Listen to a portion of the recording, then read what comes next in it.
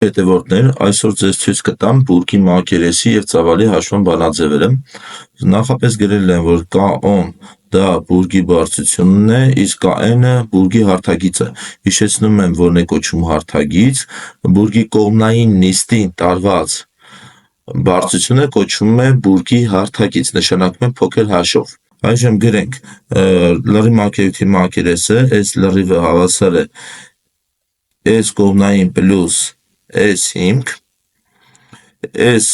կողմնայինն էլ հավասար է հիմքի պարագծի և հարթագծի արտադրյալի 1/2-ին, այսինքն 1/2 անգամ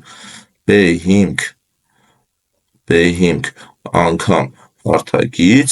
ծավալը հավասար է հիմքի պարագծի և բարձրության արտադրյալի 1/3-ին։